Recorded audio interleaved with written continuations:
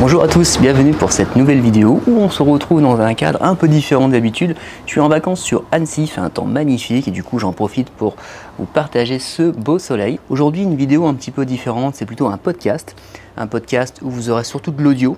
Donc une fois que j'aurai fini mon intro, vous allez pouvoir vous poser tranquillement dans votre canapé ou écouter donc cette podcast, cette interview. Dans le cadre, je sais pas, si vous êtes en voiture, vous êtes le ménage, vous êtes en train de bricoler chez vous, posez-vous tranquillement et écoutez bien ce qui va suivre. Un podcast donc de François Gérin qui m'a interviewé. Donc François Gérin qui est un marketeur qui s'occupe de coach sportif pour les aider à se développer. Moi-même aussi j'ai cette formation-là, donc on travaille ensemble pour Christophe Basse Formation. J'ai ma formation, lui il a la sienne. Et du coup, on a passé un moment ensemble, il m'a interviewé, je trouvais que c'était intéressant à l'approche des 1000 abonnés, parce qu'on est bientôt à 1000 abonnés sur ma chaîne. D'ailleurs, j'ai vu qu'il y avait pas mal de monde qui n'était pas encore abonné, donc pensez à liker et à vous abonner à la chaîne et donc à notifier également toutes les vidéos qui approchent pour cette rentrée 2022. Je vous laisse donc avec ce podcast et on se rejoint à la fin pour un petit point à ce sujet. Bonne écoute!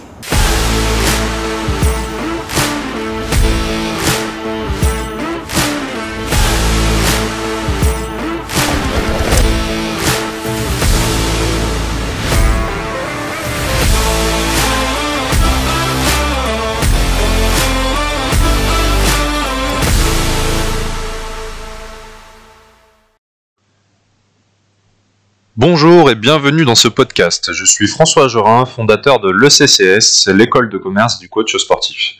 Dans ce podcast, je souhaite te présenter des parcours de coachs sportifs qui ont réussi dans certains domaines, échoué dans d'autres. L'idée, c'est que ce podcast soit une discussion amicale, sympathique entre entrepreneurs du domaine de la remise en forme, de la santé et du bien-être, mais également entre des humains qui, dans leur vie de tous les jours, ont un quotidien d'entrepreneur parfois agité, parfois compliqué, mais souvent plein de réussite et d'enseignements à en tirer. L'idée, c'est que dans ce podcast, tu puisses, en tant que coach sportif, apprendre des choses, éviter certains écueils, et surtout que tu puisses découvrir des personnalités inspirantes.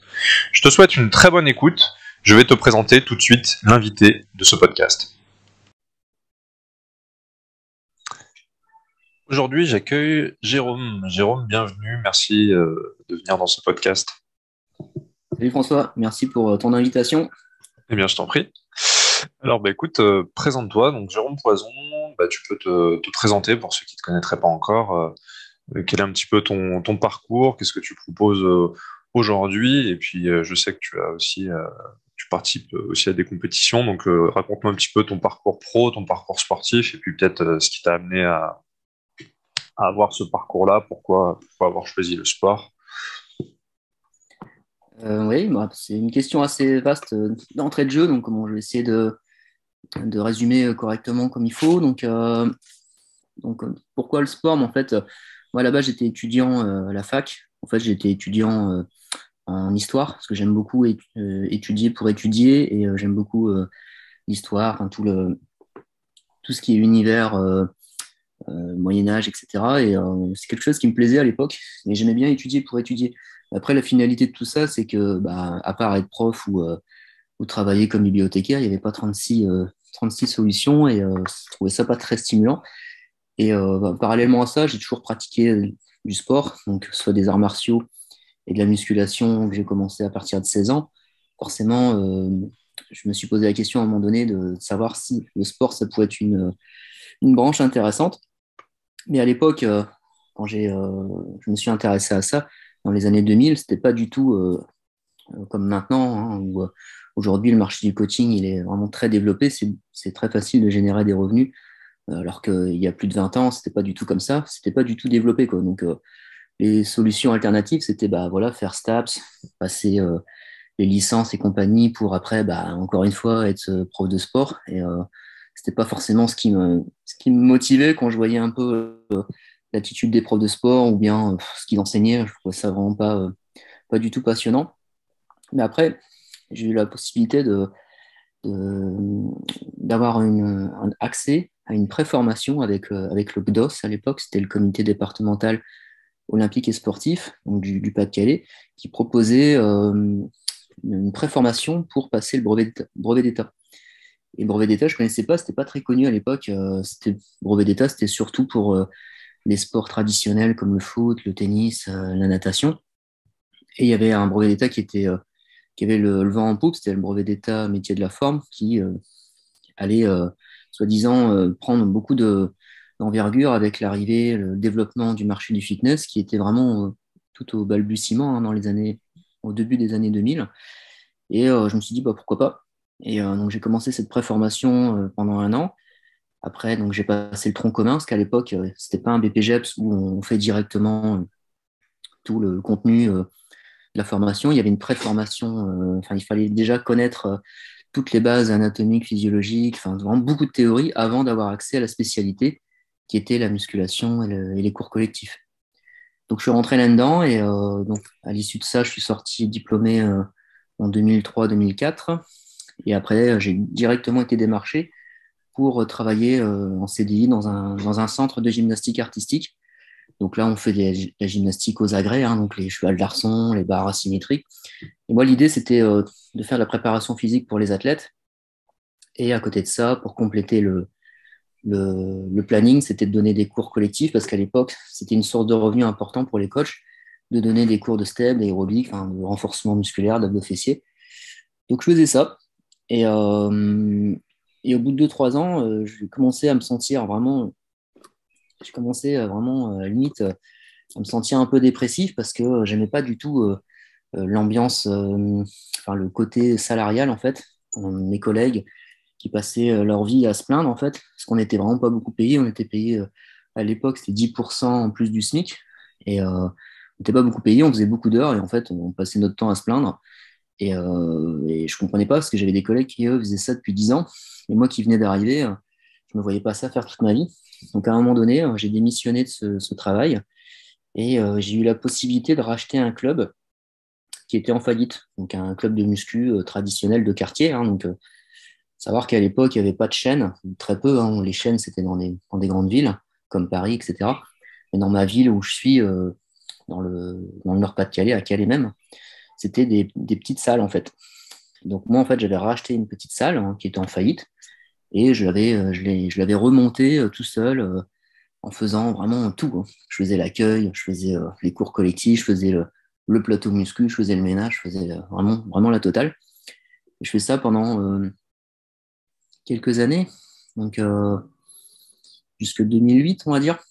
Parallèlement à ça, bon, j'avais commencé les concours de bodybuilding, et ça, j'en parlerai un peu après. Donc, en 2008, ce qui s'est passé, c'est que le côté club de muscu traditionnel avec fitness d'un côté, musculation sur plateau de l'autre, ça a commencé à me fatiguer un peu pour plusieurs raisons. La première, c'était très chronophage. Et deuxièmement, je voyais pas vraiment les gens avancer en salle. C'est-à-dire que les filles qui venaient en fitness, on s'amusait bien, hein, on faisait le cardio, etc., les cours, mais elles bougeaient pas vraiment physiquement, elles étaient toujours au même niveau.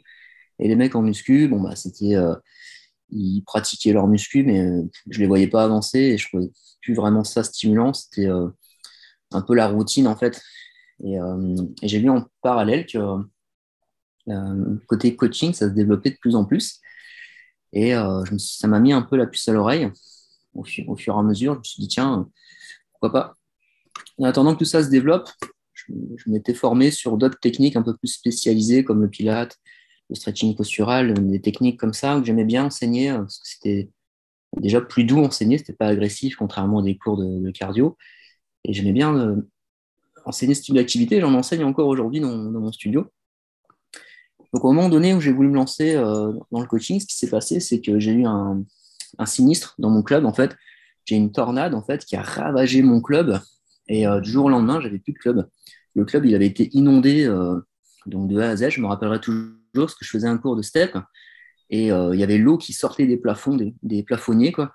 Et on avait dû tout évacuer la salle et la salle était complètement donc inondée.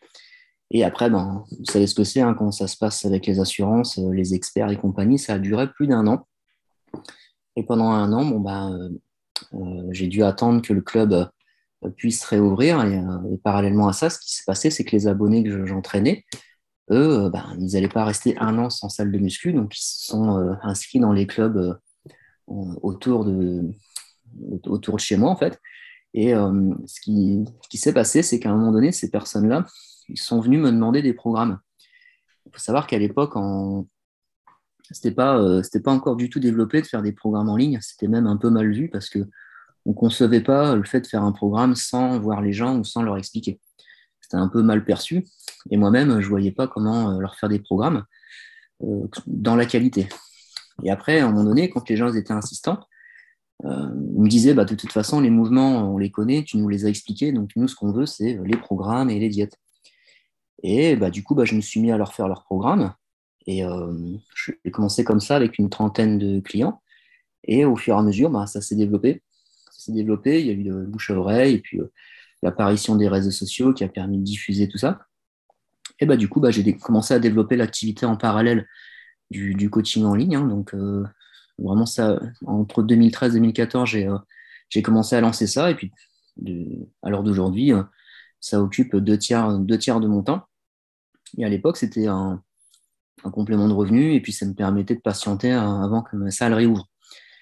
Ce qui s'est passé, c'est qu'une fois que ma salle a réouvert, en fait, j'ai plus en fait l'envie de continuer dans ce schéma-là. Et j'ai tout revendu pour faire un studio de coaching où je mixais les cours de pilates, de yoga, de stretching avec des cours dynamiques.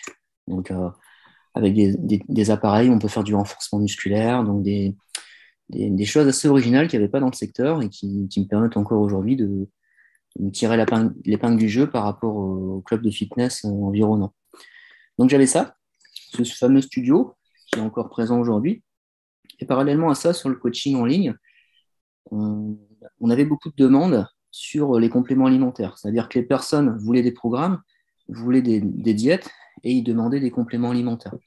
Une fois, deux fois, trois fois, quatre fois, cinq fois. Et à un moment donné, je me suis dit, bon, bah, pourquoi pas leur proposer une gamme directement de compléments alimentaires plutôt qu'ils aillent acheter des choses sur Internet sans savoir quoi prendre ou en prenant des compléments sans que je touche les revenus des ventes. Donc, du coup, je me suis mis à vendre une première gamme et petit à petit, j'ai eu l'opportunité d'ouvrir un magasin de compléments alimentaires et du coup, bah, je l'ai ouvert en parallèle avec ma femme. Il faut savoir que ma femme, en fait, avant, elle travaillait en pharmacie, elle était préparatrice et c'est pareil, elle en avait marre du salariat et elle voulait se lancer avec moi. Du coup, elle a décidé de quitter son boulot pour travailler avec moi dans le magasin pour s'occuper de la vente, de la mise en rayon, des commandes et aussi de la programmation des envois de menus parce que forcément, plus on a de personnes à coacher, plus ça prend du temps. Donc, j'ai eu besoin d'elle pour m'aider. Et elle, en parallèle, elle s'est formée. Elle a fait son BTS diététique, elle a passé son diplôme universitaire en micronutrition et aujourd'hui, bah, on travaille en parallèle ensemble sur Calais, donc avec nos deux magasins en présentiel et puis le coaching en ligne. Donc ça, c'est vraiment en résumé la partie pro. Et après, sur la partie compétitive, moi, j'ai fait de la compétition de 2010 jusqu'à encore maintenant, hein, parce que j'ai une compétition en septembre-octobre cette année, mais là, l'année dernière, j'ai rien fait parce qu'avec tout ce qui s'est passé avec le Covid, je me suis concentré plutôt sur mes affaires. Mais ouais, j'ai commencé les compétitions en 2010, donc j'ai fait pas mal de compétitions, j'en ai fait plus d'une trentaine, et j'ai fait plus d'une trentaine de compétitions et j'ai toujours eu des bons classements. Donc à peu près, je crois que je dois avoir 27, j'ai dû faire 27 podiums en 32 compétitions. Donc j'ai toujours bien eu la faveur des juges et du public. Parce que mon approche du bodybuilding, elle est axée sur l'esthétisme. Donc j'ai une silhouette assez fine, assez esthétique, qui plaît beaucoup aux juges. Donc c'est pas la masse à outrance ou les muscles hypertrophiés, c'est plus la beauté, la finesse du corps. Et puis toutes mes activités, pilates, stretching, ça m'a permis aussi d'avoir une belle posture. Et j'ai des articulations assez fines, donc c'est assez aérodynamique. Donc je suis pas du tout massif, je suis pas du tout très volumineux, mais je suis assez esthétique. Donc ça a permis de tirer l'épingle du jeu sur pas mal de compétitions. Donc après, sur les victoires, j'ai dû avoir une dizaine de victoires, quoi. Une dizaine de victoires. La plus marquante, c'est en 2016. J'ai gagné le championnat du monde en culturisme naturel. Et après, j'ai gagné trois championnats de France dans deux fédérations différentes. Et puis, j'ai fait deux médailles de bronze en championnat d'Europe. Donc, tout ça en 10 ans de temps. Après, j'ai gagné des grands prix en France ou à l'étranger. Donc, un parcours assez honorable. Donc, j'espère encore avoir une victoire ou deux cette année. Puis après, je lèverai un petit peu le pied parce que c'est quand même assez fatigant ce type de sport. Ça prend beaucoup d'énergie, surtout avec le régime. Mais là, j'ai encore envie de me faire un petit peu plaisir. Et puis, j'ai envie aussi de concourir avec mes athlètes parce que je suis compétiteur, mais je prépare aussi une équipe d'athlètes. Alors avant, j'en préparais beaucoup. Maintenant, je privilégie plutôt la qualité que la quantité. J'ai une demi-douzaine d'athlètes maximum. Et c'est plus pour vivre des aventures avec eux. Hein. Par exemple, l'année dernière, on a fait l'Arnold Classic à Séville, on a fait le championnat Monsieur Univers à Budapest. Enfin, on voyage en fait et on mixe le lifestyle, les compètes, l'amitié entre athlètes, hein, parce qu'à chaque fois, c'est des rendez-vous de passionnés. L'année dernière, on a gagné le Monsieur Univers, la carte professionnelle pour mon athlète Joël Gatta. Donc ça, c'était une belle consécration, parce qu'on a fait un parcours de 3 ans ensemble. On avait failli décrocher un podium à l'Arnold Classic et bon, on n'avait pas eu la faveur des juges. Et on a eu notre revanche l'année dernière à Budapest. Et cette année, je prépare, j'ai 5 athlètes plus moi-même. Et on se prépare pour les compétitions de septembre, octobre, novembre. On prend le temps, quoi. Et voilà, c'est un petit peu les projets cette année en compète. Et c'est un peu en résumé mon parcours pro et mon parcours d'athlète. Je ne sais pas si ça répond à tes questions. Ou si, Si, totalement, totalement. Mais t'as bien identifié que je t'ai posé une question super ouverte parce que, effectivement, j'ai vu que t'avais vécu pas mal d'expériences et t'as été dans diverses activités, etc. Donc, volontairement, j'ai pas voulu t'enfermer tu vois, sur un nom. À la limite, j'aurais pu dire entrepreneur, sportif, athlète. Mais j'ai préféré te laisser effectivement bien détaillé parce que déjà bravo du coup pour le parcours sportif et pro parce que c'est super inspirant comme parcours. C'est quoi qu'est-ce qui t'anime parce que quand même tu as été très actif et tu as été dans divers domaines, diverses activités même si on reste dans le même milieu mais tu t'es quand même adapté énormément au marché, etc. C'est quoi ton pourquoi en fait? Qu'est-ce qui te pousse là finalement à faire, parce que tu es quand même très actif. Là, tu me dis pas, tiens, j'ai eu une carrière et puis ensuite, voilà, j'ai fait un peu de sport à côté. Non, là, tu as quand même multiplié les activités, les business et puis les compétitions. Enfin, qu'est-ce qui explique selon toi le fait que tu sois aussi actif à tout niveau, quoi? Parce que là, on peut le dire quand même que tu es très actif depuis, depuis plusieurs années. en fait, c'est deux choses. La première, c'est quand on est entrepreneur, en fait, c'est ce qui est mis en avant chez les entrepreneurs, c'est leur niveau d'énergie, en fait. Quelqu'un qui a un haut niveau d'énergie de départ, c'est-à-dire qu'il y a beaucoup d'énergie à donner, à vendre. L'entrepreneuriat, c'est idéal pour lui parce qu'il va pouvoir justement se dépenser dans ses activités qui seront dans son intérêt à lui. Je m'explique, quand à l'époque où j'étais salarié, je travaillais beaucoup, mais en fait, j'étais malheureux parce que c'était pas pour moi, entre guillemets, je donnais beaucoup, mais je recevais pas grand-chose et c'était pas dans mon intérêt, c'était dans l'intérêt des entreprises et puis au niveau de l'état d'esprit, ça me correspondait pas. Donc en fait, moi j'ai un haut niveau d'énergie de départ, donc je remercie la nature pour ça parce que tout le monde ne peut pas forcément faire toutes ces activités. Et quand j'en parle autour de moi, beaucoup de gens n'aimeraient pas avoir ma vie, tout simplement parce que ils se verraient pas faire ça, mais moi je le fais pas par contrainte, c'est parce que c'est naturel de le faire. Donc c'est vraiment quelque chose de normal de faire beaucoup d'activités. C'est un peu une forme d'hyperactivité, hein. C'est un peu un mot à la mode en ce moment. On l'utilise beaucoup pour expliquer les enfants hyperactifs, etc. Mais les adultes aussi, il y en a beaucoup qui sont hyperactifs, qui ont d'une nature entreprenante et d'une nature avoir de l'énergie à revendre et avoir envie de faire beaucoup de choses. Donc, je dirais que ça se fait naturellement, donc je force pas.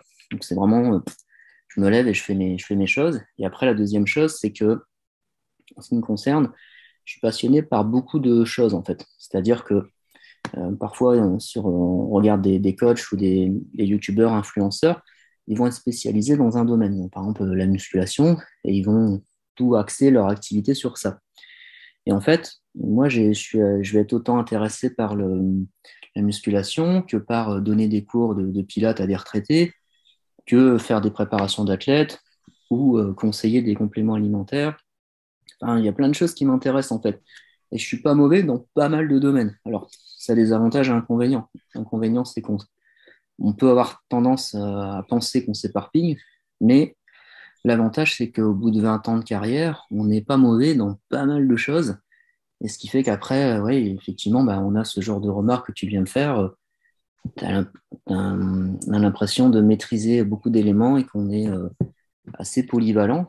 Et ça s'est fait au fil des années et ça s'est fait, comme tu dis, d'une manière naturelle. De toute façon, si tu regardes les entrepreneurs à succès ou les millionnaires, les milliardaires, à la base, ce sont des gens hyperactifs. C'est des gens qui se lèvent tôt, qui travaillent énormément, qui sont hyper organisés. Donc, il y a des traits communs aux gens qui réussissent et les traits communs, c'est au départ le niveau d'énergie élevé.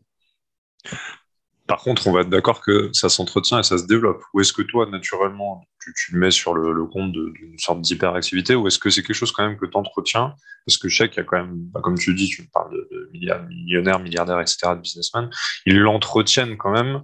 Est-ce que toi, tu l'entretiens, ou est-ce que tu mets vraiment ça sur le compte d'une, bah, entre guillemets, hyperactivité, ou juste le fait d'être passionné? Mais est-ce que tu l'entretiens aussi, ce niveau d'énergie? Alors, au départ, l'énergie, on l'a quand on est enfant et après, quand on est adulte, on sent qu'à un moment donné, on vieillit. Et si on n'a pas une hygiène de vie adaptée, ce niveau d'énergie baisse. Donc, moi, je l'ai remarqué en étant adulte. Je mangeais au départ pas bien et j'étais toujours au taquet, on va dire. Et à un moment donné, j'ai eu besoin d'améliorer mon alimentation et d'améliorer mon hygiène de vie parce que ben, j'avais un boulot avec beaucoup de responsabilités et du coup, il fallait vraiment que je sois au top. Donc, je me suis concentré sur l'alimentation, sur le fait de se coucher tôt, de dormir suffisamment d'heures, de ne pas faire la fête la semaine, de pas boire, de pas fumer, enfin, des choses qui font que ça va optimiser mon niveau d'énergie. Donc, oui, ça s'est entretenu. Et après, sur la partie professionnelle, je connais d'autres personnes également qui ont un haut niveau d'énergie élevé, mais qui ne savent pas maîtriser ce niveau d'énergie. Je m'explique. Il y a parfois des gens qui sont trop énervés tout le temps, c'est-à-dire ils sont toujours sur le 220, comme on dit, et ils ne savent pas canaliser leur énergie et ils ont tendance à s'épuiser. Ou des personnes qui ont un haut niveau d'énergie, mais qui ne sont pas organisées, qui fait qu'ils partent dans tous les sens et que finalement ils concrétisent rien professionnellement et aussi dans leur vie privée parce qu'ils n'ont pas d'objectifs ou qu'ils se mettent trop d'objectifs et ne détaillant pas leur structure pour arriver à leur fin, et ben, ils finissent par s'épuiser et à rien concrétiser. Donc, en résumé, en fait, il faut être organisé, discipliné et entretenir ce cadeau de la nature de l'énergie, quoi. Donc, c'est vraiment ce que je pourrais te donner comme détail conseil pour les auditeurs qui écoutent ce podcast. Yes, bon, bah, top. Et ton parcours m'inspire autre chose aussi, c'est que j'ai l'impression que tu t'es vraiment calqué sur l'évolution du marché du, entre guillemets, fitness, du sport, de la remise en forme en France, parce que dans ce que tu as dit, tu as vraiment décrit le marché, quoi. C'est-à-dire un moment où personne s'y intéresse, un moment où il commence à y avoir de l'intérêt, le moment où ça se professionnalise, le moment où ça se digitalise, etc. Enfin, j'ai l'impression que tu as réussi vraiment à t'adapter aux évolutions du marché. Comment est-ce que tu le vois, toi, ce marché du fitness, du sport, de la remise en forme, de la nutrition un peu globale, là? Comment est-ce que tu trouves que ça a évolué depuis entre le moment où tu t'es lancé et aujourd'hui?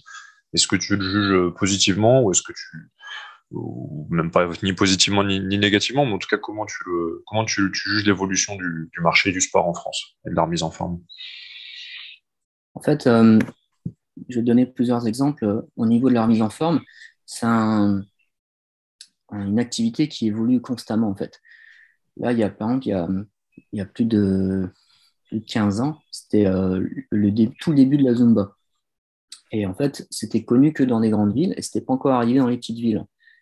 Et moi, par exemple, à l'époque, dans ma petite salle, j'avais lancé la Zumba. Et j'étais le seul à le lancer. Et du coup, la salle était pleine à craquer et on ne savait plus où mettre les gens. Les gens, ils se garaient n'importe où dans la rue pour venir faire de la Zumba au club. Et on avait cartonné avec ça. Et parallèlement à ça, j'avais lancé le Pilates, qui était pareil, un gros carton à l'époque dans les années 2000.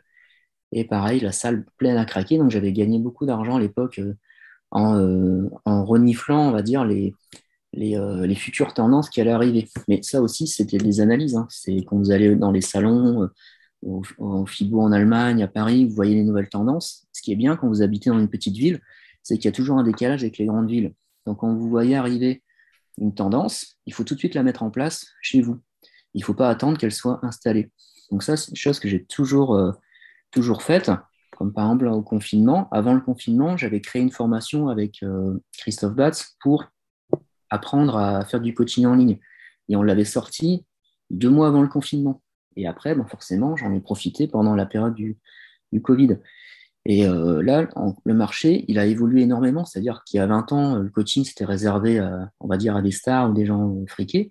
Et aujourd'hui, maintenant, tout le monde peut s'offrir un coaching, tout le monde peut être coach, tout le monde peut générer des revenus sur les réseaux sociaux, chose qui n'était pas le cas avant, quoi. Donc ça évolue encore. Et même là, à l'heure d'aujourd'hui, moi, j'ai un magasin de compléments alimentaires qui est assez spacieux, assez grand. Et j'ai un studio de coaching qui était adapté à l'époque, mais qui ne l'est plus aujourd'hui.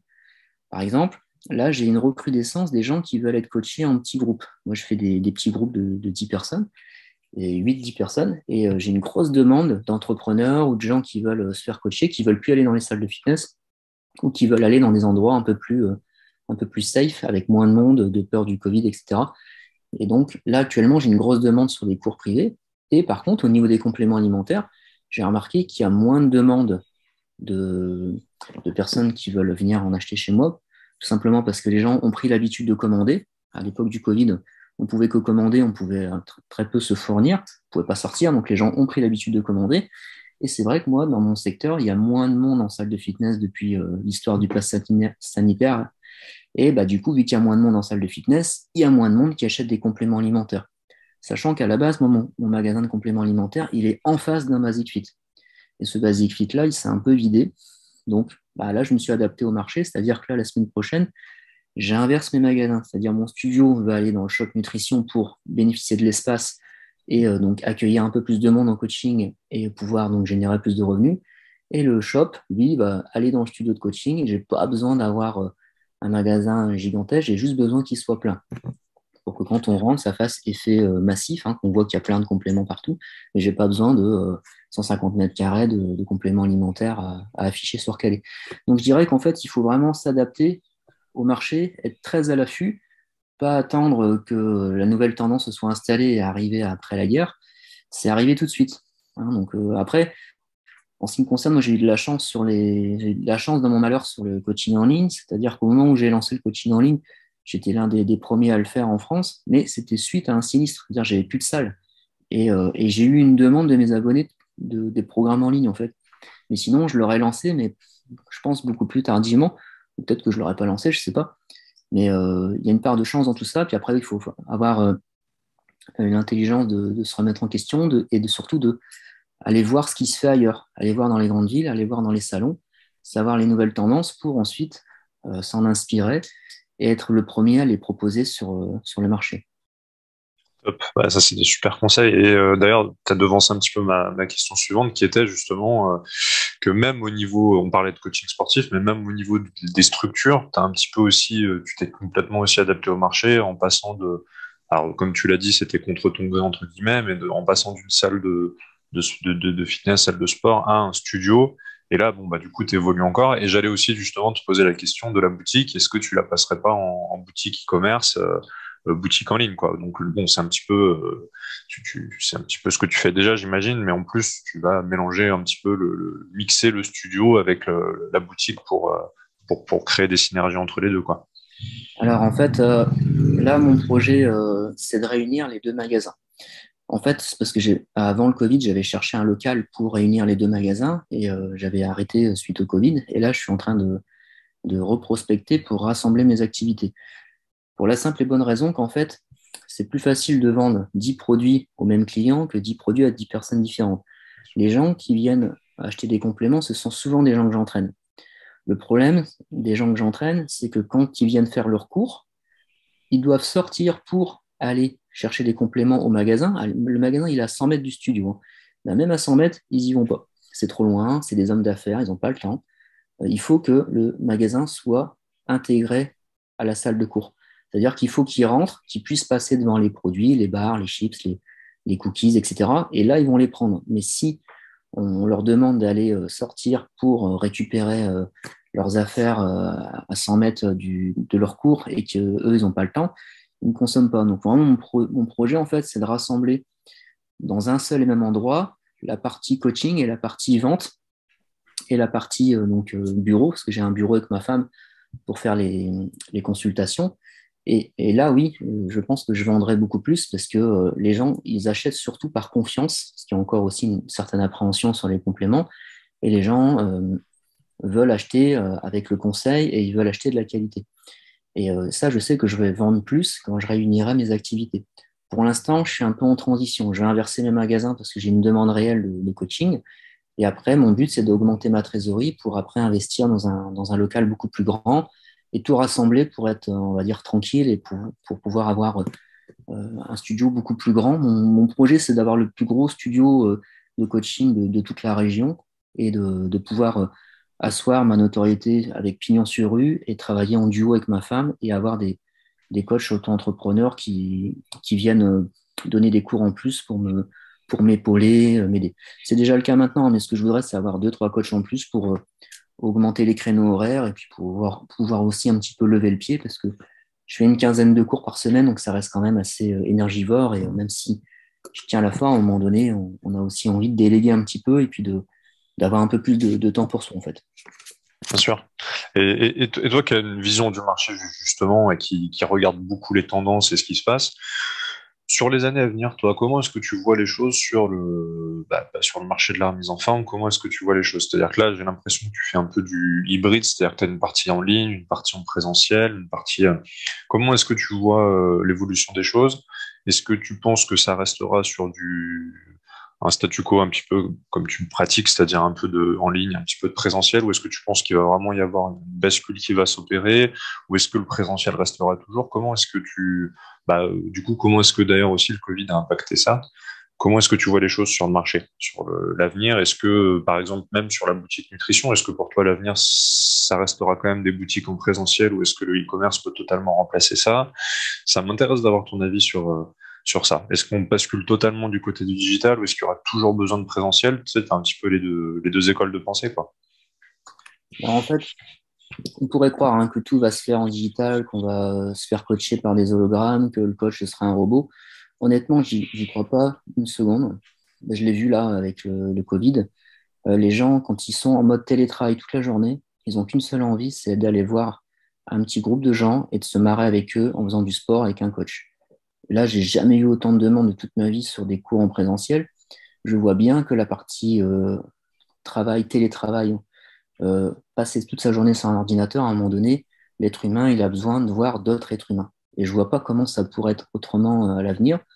Par contre, là où je vois où le digital est intéressant, c'est que c'est un complément au présentiel. Il faut vraiment le voir comme ça. J'ai la même vision que l'entreprise XFIT. On a vraiment la même vision. C'est-à-dire qu'en fait, par exemple, pour parler concrètement, j'ai une personne qui habite à 50 bornes de chez moi, elle vient faire un cours de pilates à mon studio. Forcément, cette femme-là ne va pas venir 4 fois par semaine. Ça lui fait de la route. Donc, elle vient une fois par semaine. Et à côté de ça, elle se connecte en visio quand on fait un cours le mercredi. Et en plus, elle prend mon programme en ligne avec les cours en replay à faire chez elle le samedi. Donc là, c'est un parfait exemple de personne qui veut venir en coaching. Elle habite loin, donc elle ne peut pas venir tout le temps. Et les outils digitaux l'intéressent très fortement pour avoir du lien social et pour pouvoir s'entraîner et progresser. Donc moi, c'est vraiment comme ça que je vois les choses, c'est-à-dire qu'à l'avenir, les outils digitaux vont être des armes supplémentaires pour être plus proche de ses clients. Donc par exemple, sur l'entreprise XFIT, ils développent toutes des applications pour, par exemple, pouvoir savoir si l'abonné il a fait son programme, savoir si la personne elle a besoin de vous contacter, des systèmes de chat. Il y a toute une technologie qui se développe dans différentes entreprises pour être le plus proche de ses clients.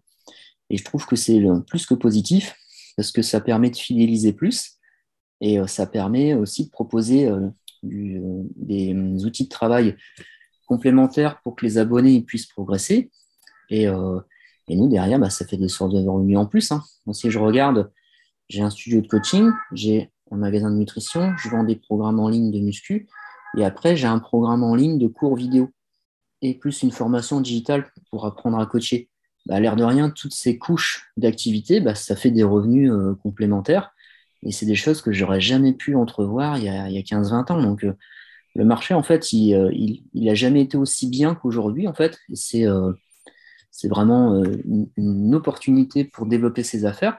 Je dirais que forcément, c'est plus facile pour les anciens de se développer, ceux qui étaient là depuis le début. Hein. De toute façon, c'est comme en musique, en fait, pour faire un parallèle. Aujourd'hui, les groupes qui cartonnent, ce sont les groupes anciens. Les nouveaux groupes, quand ils veulent percer, c'est plus difficile pour eux. Pourtant, les outils digitaux pour communiquer sont les mêmes. Mais ça reste quand même les grands qui mangent et les petits qui prennent les miettes. Et dans le coaching, j'ai l'impression que c'est un peu la même chose, c'est-à-dire que les coachs qui étaient là depuis 20 ans, qui ont été assez malins et puis qui se sont adaptés au marché, aujourd'hui, ils vivent bien, quoi. Et après, les petits nouveaux qui débarquent, bon, bah, c'est sûr qu'il faut qu'ils rament pour se faire leur place, mais voilà, il y a aucune raison qu'ils ne se fassent pas leur place parce que eux-mêmes vont accumuler de l'expérience et puis à un moment donné, les anciens, ils vont laisser la place aux jeunes. Hein. Donc, non, franchement, moi, je trouve que le marché, il est en totale ébullition et il y a plein de choses à faire. Je trouve ça vraiment passionnant et il faut juste, pour les auditeurs qui nous écoutent, si ce sont des coachs, se positionner sur vraiment ce que ont envie de faire, pardon. C'est-à-dire qu'est-ce qui vous passionne, qu'est-ce que vous avez envie de mettre en avant et à partir de là, ben, quels sont tous les outils marketing digitaux qui vont m'aider à percer. Donc, je ne sais pas si ça répond à ta question, mais moi, personnellement, je trouve que le marché, il est 100 fois mieux qu'il y a 20 ans, quoi. Si, ça répond totalement, et puis c'est très intéressant parce que tu as toujours un peu le débat de est-ce que la technologie va remplacer l'humain, et là, toi, dans ta vision, ce sera plus la technologie qui ça va être au service de l'humain, et dans un format hybride, en fait, ça va être complémentaire. Mais bon, tu sais que tu as voilà, des tendances aujourd'hui, des gens essaient de pousser un peu à plus de technologie qui remplace même parfois l'humain sur plein de choses. Toi, tu es convaincu quand même que l'humain, il aura toujours sa place et que c'est plus la technologie qui sera au service de l'humain. En tout cas, dans le milieu du sport, c'est vraiment ta conviction. Ah oui, parce qu'en fait, l'être humain, il est fait pour être avec d'autres êtres humains. Et en fait, on est des animaux Être social. sociaux, en fait. Donc, du coup, on ne peut pas changer notre nature. Pour qu'on devienne des robots, il va falloir attendre plusieurs générations. D'ici là, on ne sera plus là. Donc, peut-être que en 300 ans, ce ne sera plus la même chose. Mais à l'heure d'aujourd'hui, sur les dizaines d'années à venir, je ne vois pas comment l'être humain il va évoluer autrement qu'en ayant envie de voir d'autres êtres humains. C'est vraiment comme ça que je vois les choses. T'as vu un petit peu passer le métaverse là, donc, de Facebook, là, le métaverse, non? T'as vu passer ça ou pas, là? L'innovation de Facebook un petit peu justement sur l'aspect virtualisation des choses, etc. T'as vu passer ça ou pas du tout? Alors, j'ai vu passer, mais je ne m'y suis pas intéressé. Euh, Yes. Bon, bah, tu regarderas après. Effectivement, voilà, ça reste quelque chose aussi qui sera certainement à combiner dans des choses hybrides. Bref, au niveau tu disais justement qu'on est des êtres sociaux et qu'on a besoin de contact social. Comment est-ce que toi, tu as vécu la période des 2 ans qui viennent de s'écouler, notamment les moments où justement les échanges, les contacts sociaux, ils étaient limités. Toi qui es justement énormément dans l'adaptation, j'ai l'impression qu'il est vraiment à surfer un peu sur la tendance et à pas, tu vois, te mettre en opposition, mais à toujours, tu vois, t'adapter. Comment est-ce que tu as vécu un petit peu cette période? Disons que ça peut être un peu paradoxal, mais moi, professionnellement, c'était l'une des périodes mes préférées de ma vie, en fait. J'ai vraiment adoré le confinement. C'était vraiment une période géniale sur le plan professionnel et sur le plan familial. En fait, moi, dans le contexte, je passe ma journée à parler. Entre le premier coaching le matin à 9 heures et le dernier cours qui finit à 20h30, je fais que parler, en fait. Et c'est bien, hein, mais à un moment donné, c'est un peu usant. Et le confinement, en fait, ça m'a permis de me recentrer sur moi-même et de ne pas avoir à parler toute la journée et d'avoir enfin du temps pour moi pour réfléchir et faire des choses qui me plaisaient en parallèle. Donc, pendant le confinement, par exemple, j'ai créé beaucoup de programmes pour faire des entraînements à la maison ou en extérieur avec pas beaucoup de matériel, parce qu'à l'époque, il y avait une pénurie de matos. Et en fait, je passais mes journées à enregistrer du contenu et je faisais des livraisons à domicile pour mes compléments alimentaires. Et le soir, de temps en temps, je faisais un cours en visio. Et je finissais beaucoup plus tôt, j'étais moins fatigué et j'avais plus de temps libre pour passer avec ma famille. Et moi, ça a été une période vraiment bénéfique à ce niveau-là. Je me suis épanoui et j'ai développé des produits que j'aurais pas pu développer pendant la période traditionnelle. Et ma femme, qui est assez casanière, elle aussi a très bien vécu cette période. Et on était tous les trois, parce que j'ai un fils, et lui, pareil, il est assez casanier. Donc, en fait, on a vécu vraiment cette période de manière très, très positive. Et, euh, et je sais que beaucoup ont souffert et que c'était difficile, etc. Et je dis pas ça pour me moquer ou quoi que ce soit, mais honnêtement, moi, j'étais ravi, en fait. J'étais ravi et même pas pour les aides, parce qu'au début, j'en profitais même pas. Parce qu'en fait, vu que je proposais du contenu pour mes abonnés, ils avaient tellement envie que leur club continue, leur studio continue, qu'ils maintenaient leur abonnement. Donc en fait, je n'avais même pas d'aide de l'État, parce que les abonnés ils restaient abonnés en fait. Donc ça, c'était génial. Et je remercie mes abonnés de me faire confiance. Et aujourd'hui, les abonnés sont toujours là en fait. Après, c'est certain qu'au bout du troisième confinement, à un moment donné, j'ai bénéficié des aides parce que à un moment donné, au bout de, je sais pas, 6 7 8 mois, 9 mois de prélèvement, les gens ils disent, bon, bah, est-ce que tu peux prendre les aides et je coupe le prélèvement? Et oui, on s'y est pris comme ça. Mais pour moi, c'était une période très positive et je ne veux pas dire que si c'était à refaire, je le ferais parce que je sais que ça a beaucoup de conséquences sur l'État et qu'il y en a beaucoup qui ont galéré. Mais moi, quand ça avait annoncé un reconfinement, je n'étais pas à pleurer, à me dire ah, qu'est-ce qui va se passer. J'étais à me dire ah super, je vais pouvoir refaire ci, faire ça. Je me rappelle, j'avais enregistré plein de contenus vidéo. J'avais sorti 3 programmes en ligne à ce moment-là. Enfin, moi, je voyais ça comme l'opportunité de développer d'autres activités et puis d'avoir du temps pour moi. Donc, le seule chose qui était le plus dur, c'est qu'à un moment donné, quand il fallait reprendre le rythme, je pensais que j'allais jamais y arriver. C'est-à-dire que chaque soir, j'ai à peu près 2 cours, du lundi au jeudi. Et je me suis dit, mais comment je vais faire? Parce que je ne me sentais pas du tout de redonner 2 cours chaque soir. J'avais pris l'habitude de finir à 18 heures et puis d'être tranquillement chez moi en famille et je ne me voyais pas redonner des cours à 18h30, 19h30. Ça a été très dur de s'y remettre. Mais je sais que ça a été le cas pour beaucoup d'autres coachs. Donc, à un moment donné, c'est revenu. Donc là, aujourd'hui, j'ai repris le rythme. Mais à un moment donné, je me suis même posé la question d'arrêter de donner des cours parce que je pensais que j'étais trop vieux ou que j'avais, comme si j'avais les jambes coupées, que j'étais plus capable de donner des cours, en fait. Et c'était une illusion, hein, parce qu'après, c'est revenu en 3 mois de temps. Mais au départ, je pensais que ça allait pas être possible et que c'était fini, que c'était une période euh, qui était passée, que maintenant, il fallait que je passe à autre chose et que j'arrête de donner des cours. Mais je me fourvoyais, en fait. Je dirais que le Covid, ça a aussi eu d'autres conséquences, que je me suis un peu renfermé sur d'autres choses je sais qu'à un moment donné, il a fallu que je me reprenne. Mais, euh, mais bon, je pense que chacun a vécu son Covid à sa manière et il y a eu du bon, du moins bon.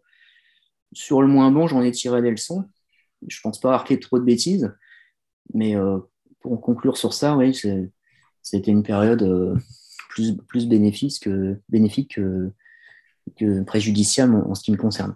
Bon, bah, tant mieux, mais c'est vrai que du coup, c'est un peu paradoxal parce que, du coup, comme tu me disais juste avant, on est des êtres sociaux et on a ce besoin effectivement de contact social, mais d'un côté, comme tu dis, t'es pas le seul à avoir ressenti ce truc de quand il a fallu reprendre le présentiel, reprendre le rythme et etc., que ça n'a pas été forcément facile. Comment t'expliques un peu ce paradoxe entre d'un côté, on est OK, ça manquait de contact social, mais d'un côté, reprendre en présentiel, ça a été aussi est-ce que c'était juste un manque de rythme ou est-ce que ça a été vraiment une remise en question du présentiel? Tiens, est-ce que je suis fait pour ça, etc. Tu vois?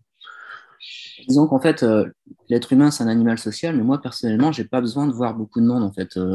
J'aime bien mon métier, j'aime bien l'enseigner, mais si je vois pas, par exemple, j'ai des amis, je les vois pas pendant un an, ça me gêne pas. Et quand on se revoit, c'était comme si c'était hier, on est redevenus potes, mais si je vois pas des gens, ça me gêne pas, en fait, du tout, quoi. Donc, je peux rester un an sans voir des gens, ça va pas me poser de problème, paradoxalement. Et je dirais que ce qui a été difficile, c'est parce qu'en fait, c'est comme un sportif de haut niveau. Si il donne, un tennisman, il fait par exemple 2 matchs par semaine avec les entraînements tous les jours. Si on lui coupe ses matchs pendant un an, il va avoir du mal à refaire ses matchs. Je me rappellerai toujours quand j'étais en préformation au GDOS il y a 20 ans, j'étais avec un gars qui était ancien cycliste professionnel.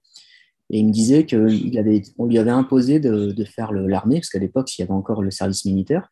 Il avait fait l'armée pendant un an ou deux, je ne sais plus. Et quand il était revenu, il n'avait jamais été capable de reprendre son niveau de cycliste. Il me disait qu'en fait, son sang avait été coupé, c'est comme si on lui avait arraché les ailes et qu'il n'était plus capable de reprendre son niveau d'antan. Et ça m'avait marqué. Et quand il avait fallu reprendre les cours, j'avais ressenti la même chose. Je me suis dit que j'arriverais plus à refaire comme avant, j'arriverais plus. Et en fait, de toute façon, il fallait bien repartir avec les gens. Les gens, ils voulaient absolument que je refasse des cours. Ils étaient très impatients. Ils voulaient vraiment qu'on reprenne comme avant. Et c'est l'énergie des abonnés qui m'a refait prendre le rythme, en fait. Et après, effectivement, j'étais content de les revoir, etc. Mais ouais, donc pour résumer, moi, personnellement, je peux vivre des mois sans voir du monde. Ça ne me pose pas de problème, personnellement. Et après, ce qui était difficile, ouais, c'était de reprendre, tout simplement. Mais c'était à la fois physique et puis un petit peu mental, hein, clairement, quoi. Ah bah, je suis un peu, je te rejoins, je suis un peu pareil que toi sur l'aspect que j'ai pas besoin de voir énormément de monde dans ma journée. Euh, mais du coup, on peut être d'accord sur le juste milieu qui est en fait que le contact social, ok, mais choisi, quoi. C'est vrai que quand c'est imposé par ton travail et que tu dois être en présentiel 8 heures par jour et que c'est pas forcément choisi, que c'est un peu subi, là, on est d'accord que du coup, le online et un peu de distanciel peut vraiment soulager cette partie qui est trop imposée, quoi. On est d'accord que du coup, le présentiel, mais choisi sur des moments bien sélectionnés, bien choisis, c'est beaucoup plus confortable. Ah ouais, moi, je suis entièrement d'accord, hein. Donc après, je Mm. sais que tout le monde ne pense pas comme ça. Donc après, il faut juste comprendre que C'est une question de caractère après, je c'est ça, pense. hein, franchement, moi, j'ai des gens, ils pétaient les plombs avec le Covid, mais je les comprenais, hein. Mais je sais que chacun a un besoin différent de voir sa famille ou ses amis. Et c'est propre à chacun, donc pas de jugement là-dessus, mais moi, perso, ça me posait pas de problème, bien au contraire. Yes. J'avais envie d'aborder un autre thème avec toi en voyant ton parcours, c'est ta relation avec l'argent, parce que finalement, tu as eu pas mal de différentes expériences. Donc, tu as été salarié, tu as monté un club. Ensuite, ce club, bah, comme tu disais, bah, c'est fait, voilà, tu as eu un dégât, un dégât. Donc il a fermé, t'as ouvert un studio, puis là maintenant tu as ouvert une boutique, tu as ton programme en ligne, tu fais de la formation. Donc il y a eu des moments, j'imagine, où tu as eu, bah, par exemple, quand ton club a fermé, est-ce que ça t'a généré des pertes? Est-ce que bah, il y a d'autres moments où, comme tu disais, il y a eu de la croissance intéressante, donc pendant le Covid par exemple. Comment tu gères ton argent? Est-ce que tu es sur une logique euh,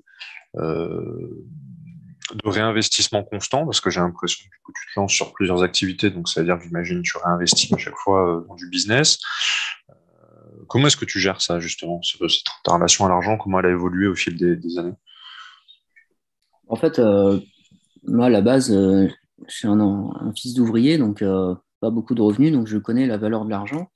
J'ai débuté, j'étais au RSA, donc clairement, quand j'étais j'avais une bourse au GDOS, je vivais avec 450 € par mois et je m'en sortais, hein, donc je survivais. Mais le revenu il a augmenté au fil du temps et en fait, j'ai toujours fait attention à l'argent, c'est-à-dire que tout ce que j'ai gagné, je l'ai réinvesti, même encore aujourd'hui, hein. Donc là, en parallèle, chose que j'ai pas dit, hein, c'est que le confinement, ça a permis aussi de se rendre compte que mettre tous ses œufs dans le même panier, c'était pas non plus une bonne idée.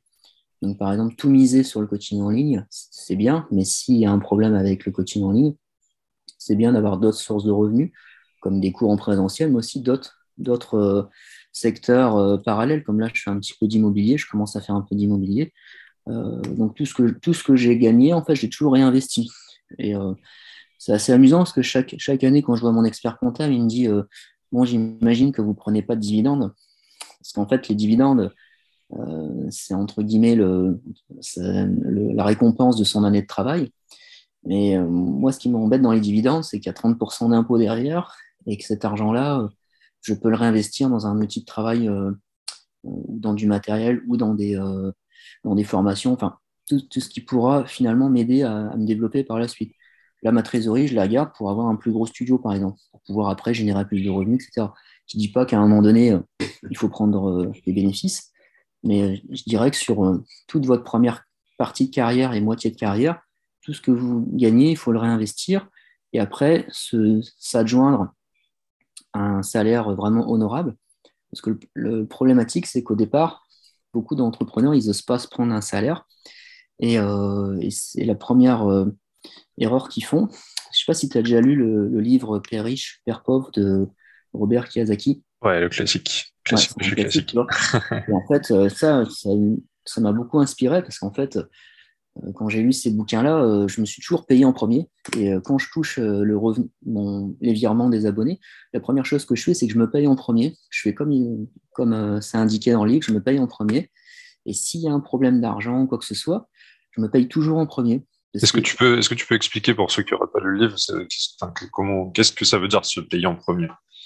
bah, ça veut dire qu'en fait, si par exemple vous avez une galère financière ou que au niveau de vos revenus, ça va être un peu ric-rac, on pourrait être tenté de se dire, bon, bah, je ne me paye pas ce mois-ci parce que c'est un peu ric-rac et je vais faire des économies de cette manière-là pour essayer de pérenniser mes activités. Et en fait, dans le bouquin, ils expliquent que bah non, tu te payes en premier et après, à toi, dos au mur, de te bouger les fesses pour trouver des solutions pour gagner plus de revenus. Et je trouve ça vraiment intéressant. Parce que d'une part, on se préserve, bah, l'argent c'est pour nous, hein, on ne l'a pas volé, c'est notre argent, donc on se paye en premier. Et après, s'il y a des problèmes, bah, c'est à nous de se réveiller. Prenez un exemple avec le Covid. Avec le Covid, l'État donnait des aides aux entreprises. On pouvait faire un crédit à taux zéro. Et le crédit à taux zéro, c'était, on pouvait emprunter 25% de son chiffre d'affaires de l'année avant Covid, et on recevait son petit virement. Et je sais qu'il y a beaucoup d'entrepreneurs que je connais qui ont fait ça. C'est-à-dire qu'ils ont pris l'argent et, ayant la trésorerie sur leur compte, bah, ça les a déstressés. Et du coup, bah, ils sont restés peinards à attendre que le Covid se termine. Et malheureusement, ils n'ont pas développé leurs affaires pendant ce temps-là. Par contre, moi, de mon côté, j'ai pris zéro aide. Ce qui fait que j'étais obligé de réfléchir à des sources de revenus parce que j'étais dos au mur, il fallait à tout prix que mon chiffre d'affaires il soit fait. Et ça m'a poussé à créer des nouveaux produits. Par contre, si on vous dit, bah voilà, tiens, te paye pas comme ça, toutes tes factures, elles sont couvertes, tu vas faire ça un mois, ok, bon, bah ça va, je vais pouvoir tenir. Mais à un moment donné, tu te remets pas en question et tu te bouges pas les fesses. Et, euh, et ce qui s'est passé avec l'État, c'est que c'était pour moi une très mauvaise idée de leur part de donner de l'argent aux entreprises, parce que du coup, les autres, ils ont pris l'argent et puis ils ne se sont pas bougés. Mais là, les conséquences, c'est que tous ceux qui ne se sont pas bougés, ils vont payer le prix cette année et l'année prochaine. Et il y aura beaucoup plus de fermetures d'entreprises cette année que pendant toute la période de Covid où on était assisté en fait. Quoi qu'il en coûte. Ouais, bah c'est toujours l'école à la française versus l'école, voilà, c'est toujours le débat autour des aides sociales, etc. Comment bien le calibrer pour que ce soit efficace et non pas que ce soit contre-productif, quoi. Au niveau de, au niveau de ta définition du succès, autre thème, là aujourd'hui, du coup, tu t'es lancé sur, voilà, t'as beaucoup d'expérience dans plusieurs domaines. Euh, Finalement, il n'y a pas un moment où tu t'es dit, tiens, c'est bon, voilà, j'ai réussi dans mon activité. Là, tu me parlais de diversification, de te payer en premier, etc. Bon, tu as atteint ce niveau-là. Tu t'es lancé sur plusieurs activités qui fonctionnent. Comme tu dis aujourd'hui, voilà, tu réfléchis sur plutôt une logique d'investissement. En fait, c'est quoi ton objectif et à quel moment tu te diras, c'est bon, j'ai atteint mes objectifs et je peux, entre guillemets, me reposer un peu sur mes lauriers, ou est-ce que jamais tu auras cet état d'esprit-là? Ah, moi, mon objectif du succès, c'est de gagner les mêmes revenus maintenant, actifs, d'une manière active, c'est-à-dire là, je suis obligé de me lever chaque matin pour coacher, créer des programmes pour avoir un revenu. Mon but, c'est d'avoir les mêmes revenus que maintenant, mais que ce soit des revenus passifs. Donc, je m'explique. Si là, j'achète une maison par an ou tous les 2 ans pour faire du locatif, chaque maison louée va me rapporter une rente. Et à un moment donné, ces rentes-là vont se rapprocher de la somme d'argent que je gagne actuellement. Et si dans 10 ans, par exemple, je gagne les mêmes revenus que maintenant de manière passive, bah, je pourrais me dire que j'ai plutôt bien réussi mon business et surtout bien réussi ma retraite et ma retraite dans le sens propre du terme, dans le sens figuré, c'est-à-dire je peux me retirer du marché du fitness et en même temps, ma retraite en tant que personne, entre guillemets, qui n'a plus besoin de travailler, j'aurai mes rentes chaque mois. Donc moi, je le vois comme ça. Donc après, mon projet final, c'est d'avoir, comme j'ai dit, un studio qui rassemble le magasin et, les cours collectifs et les coachings. Et à un moment donné, ce serait de le mettre en gestion par un autre coach et pouvoir venir de temps en temps continuer à donner des cours parce que c'est quelque chose qui me plaît. Et puis mes abonnés, c'est comme un peu ma famille, hein, donc pouvoir à la retraite venir faire un petit cours ou deux de temps en temps et vivre de mes rentes. Et là, je pourrais me dire que j'ai réussi ma vie professionnelle, quoi. Donc c'est comme ça que je vois les choses. Réussir à avoir un revenu passif équivalent ou supérieur au revenu actif qu'on a en tant qu'adulte sur le marché du travail. D'accord. Et est-ce que ça, c'est ta définition du succès d'un point de vue professionnel ou est-ce que tu as une définition du succès qui englobe aussi d'autres aspects que peut-être celui financier? Donc là, c'est pour la partie financière. Après, le succès, c'est de faire exactement ce qu'on a envie de faire. Là, par exemple, à mon studio de coaching, je sélectionne les personnes que je veux qui s'inscrivent.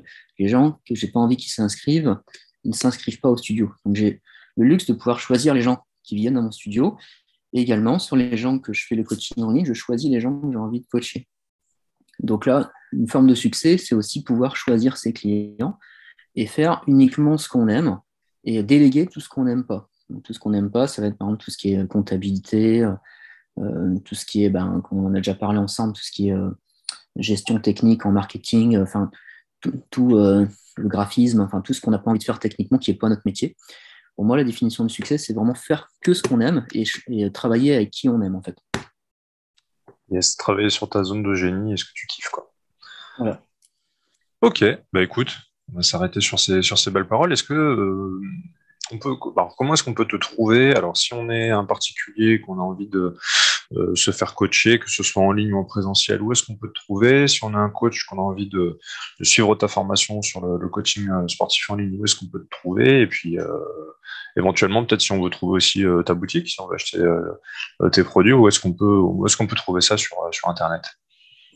Je t'enverrai tous les liens, si tu peux le mettre dans la description. Mais bon, le Bien sûr. magasin de nutrition, c'est donc www.jérômepoisonnutrition.fr. Donc ça, c'est pour le site de vente en ligne. Après, sur les coachings en ligne, j'ai des pages de vente. Là, je te mettrai les liens, tout simplement.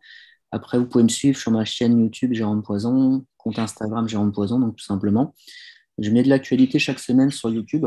Donc, si vous êtes intéressé par l'univers de la musculation, c'est une chaîne qui est plus dédiée à la musculation de manière générale. Et après, je suis sur les réseaux sociaux, Instagram essentiellement, Facebook aussi. C'est le réseau principal où vous pouvez me retrouver. J'aime beaucoup tes publications Facebook, d'ailleurs, elles sont super pédagogiques et ça, je trouve ça important. Donc aussi, ouais, sur Facebook, enfin, j'imagine que tu ne publies pas que sur Facebook. En tout cas, moi, je te suis sur Facebook et du coup, super intéressantes les publications Facebook, très pédagogiques. C'est gentil. En fait, sur les publications Facebook, ce que je fais, c'est que je regarde ce que font beaucoup les coachs et je remarque que c'est assez superficiel sans vouloir être Moi, je suis un peu de ton en avis. fait, Ouais. c'est toujours pareil. C'est soit des choses très générales, soit des choses très terre à terre ou centrées sur eux. Enfin, ça relève pas trop le niveau. Donc, je me dis, quitte à faire un poste, autant que je fasse un petit peu de recherche et puis que j'essaie d'apporter de la valeur. Et en même temps, ce type de poste, ça m'amène une clientèle que je recherche. En fait, moi, ma clientèle, c'est plus une clientèle haut de gamme dans le sens des gens qui ont de la culture et un certain niveau de revenu et des gens qui vont être sensibles à ce type de poste. Après, je suis pas quelqu'un qui est axé sur le bling-bling ou le côté m'as-tu vu, ou je suis pas énormément de monde en abonnés. Je cherche pas vraiment à avoir du monde en abonnés. Je cherche surtout à vendre des programmes. Donc, moi, mon but, c'est pas d'avoir beaucoup de trafic c'est pas beaucoup d'avoir des centaines de milliers d'abonnés, même si je trouve que c'est bien. Mais je trouve que moi, je suis plus intéressé pour vendre des programmes en faisant des posts de qualité. D'ailleurs, j'ai une abonnée, enfin une personne que je connais qui a plus de 100 000 abonnés, et c'est pas pour autant qu'elle vend des programmes. Ça peut paraître assez surprenant, et cette personne, si elle m'écoute, elle comprendra pourquoi je dis ça, tout simplement parce qu'en fait, vous pouvez être très famous sur les réseaux, avoir énormément de monde qui vous suit, mais c'est pas pour autant que ces personnes-là vont vous prendre des programmes, en fait. Et à l'heure d'aujourd'hui, moi, je préfère avoir peu d'abonnés et vendre des programmes régulièrement, avoir un gros portefeuille client et avoir des bons revenus, que passer ma vie à courir après des abonnés et pas avoir de quoi remplir mon frigo, quoi. Ah bah ça c'est clair, hein, je le vois parmi beaucoup d'élèves là qui suivent nos formations. Au bout de 100, 200, 300 personnes dans ton audience, tu peux déjà en vivre. Hein, donc ouais, effectivement, je te rejoins totalement là-dessus. Ouais, c'est clair. Mais chose qu'on ne pourrait pas penser avant. C'est-à-dire qu'avant, on disait, et moi je le pensais, hein, avant c'était les influenceurs, ils raflent tout le marché, et puis nous, les petits coachs, on récupère les miettes. Et en fait, non, non, non, il y a des gros influenceurs qui gagnent pas de sous. Et c'est une réalité, quoi. C'est pas des choses que j'invente, quoi. Ouais. La visibilité fait pas tout, quoi. Il faut le système de vente qui va derrière et avoir une bonne offre aussi, quoi. Parce qu'effectivement, comme tu dis, les influenceurs, généralement, leur offre, bon, voilà, ça reste des trucs assez pauvres, assez basiques, enfin, sans faire de généralité, hein, mais voilà. Il faut avoir une bonne offre et un bon système de vente derrière. Les 10 000 abonnés, 100 000 abonnés font pas tout, quoi. C'est ça, exactement. Et tant mieux, quelque part, quoi. Ah oui, ouais, complètement. C'est clair. Ok, bah écoute, est-ce qu'il y a un dernier mot que tu voulais rajouter, une dernière chose que tu voulais dire qu'on n'a pas abordé euh, Je dirais une chose, et je le redis souvent, c'est que la plupart des coachs, en fait, qui viennent récupérer du contenu, qui viennent récupérer des conseils, qui écoutent des podcasts, qui écoutent des vidéos YouTube ou qui font des formations, euh, si je peux donner un conseil aux coachs pour qu'ils se développent dans leurs affaires, ça a l'air assez simple ce que je veux dire, mais ça a beaucoup de sens parce que je le remarque dans les gens que je coach ou même dans le centre de formation de Christophe Batz. Tous ceux qui arrivent à se développer dans leurs activités, ce sont ceux qui mettent tout de suite en pratique les conseils qu'on leur donne. La plupart du temps, quand les gens font une formation, ils font la formation et après ils la mettent de côté et ils vont se dire on va revenir un petit peu dessus par la suite. Et en fait, ce qui fait la différence entre un bon coach entrepreneur et juste un bon coach technicien qui n'arrive pas à générer de revenus, c'est simplement la mise en action des conseils qu'on donne. Là, j'ai donné quelques conseils. Si vous appliquez ces quelques conseils, tout comme toi, tu donnes les conseils à tes élèves, s'ils les appliquent dans la foulée, c'est mathématique que c'est obligé que ça paye en fait. Et aujourd'hui, ce qui me surprend encore, c'est qu'il y a finalement beaucoup de coachs qui n'arrivent pas à vivre de leur passion, tout simplement parce ils sont encore dans le brouillard. On leur met sous les yeux ce qu'il faut faire. Il y a juste qu'à appliquer. C'est juste technique. Et encore beaucoup ne passent pas assez à l'action. Donc je sais que ça a l'air assez bateau, mais pour les auditeurs qui nous écoutent, si vous avez un conseil, qu'on vous donne un conseil qui vous semble pertinent, mettez-le tout de suite en action et concentrez-vous sur des formations qui vont développer vos affaires. Moi, pendant des années, j'ai fait des formations techniques, c'est très bien, mais s'il fallait refaire, je ferais des formations marketing en premier, quoi. Et aujourd'hui, si vous voulez vous développer, c'est surtout sur ce secteur-là qu'il faut faire et non pas vous concentrer sur des formations techniques pour soi-disant avoir plus de connaissances, pour avoir plus confiance en vous.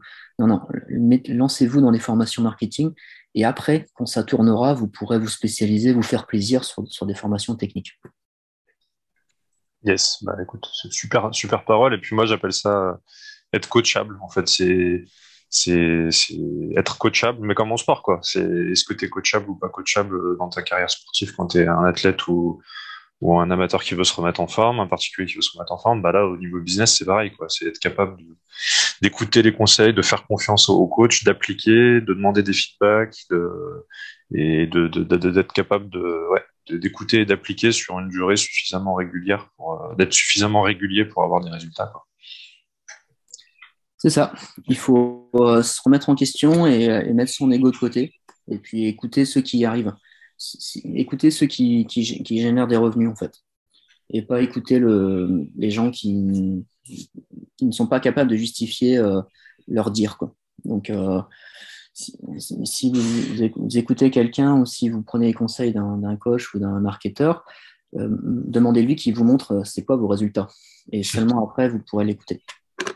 Super. Eh ben, écoute, merci Jérôme pour cet entretien.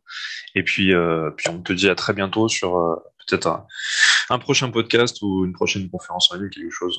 On refera certainement des choses ensemble. En tout cas, merci vraiment d'avoir participé. Je t'en prie, puis merci pour ton invitation. Et puis je te dis à la prochaine pour un nouveau podcast. À la prochaine. Salut Jérôme. Au revoir. Merci. Si tu entends ce message, c'est que tu as été jusqu'au bout du podcast et je t'en remercie, et mon invité t'en remercie également. Si tu as été au bout de ce podcast, ça veut dire forcément que ça t'a intéressé, ça veut dire forcément que ça a dû te plaire. N'hésite pas d'ailleurs à me faire un retour en laissant une note ou en laissant un commentaire sous ce podcast. Si tu souhaites avoir des informations sur l'invité du jour, tu vas retrouver ça dans la description du podcast. Et si tu souhaites avoir des informations concernant l'école de commerce du coach sportif dont je suis le fondateur, je te laisse les informations sous le podcast. Encore merci, et surtout n'hésite pas à me laisser un commentaire, à me laisser un message, à laisser un like si tu es sur une plateforme de réseau social. Et surtout, abonne-toi. Laisse ton email pour recevoir les prochaines informations, les prochains podcasts. Et puis, tout simplement, si tu es sur YouTube ou si tu es sur une plateforme de podcast, tu peux accéder tout de suite aux autres podcasts de la chaîne. Je te souhaite une très bonne écoute et à très bientôt pour un prochain podcast. Voilà, j'espère que cette vidéo vous a plu, vous avez appris des choses en ce qui me concerne. Bien sûr, si vous avez d'autres questions à me poser, que je n'ai pas répondu dans l'interview, des choses un peu différentes du milieu professionnel ou fitness, vous pouvez les poster dans les commentaires et on se fera une petite FAQ des 1000 abonnés, j'espère, à la rentrée. Donc pensez, comme je vous ai dit, à vous abonner, à partager la vidéo pour qu'il y ait d'autres personnes qui découvrent le contenu. Merci d'avoir regardé cette vidéo et moi je vous dis à la semaine prochaine pour la suite des vidéos. Bye bye!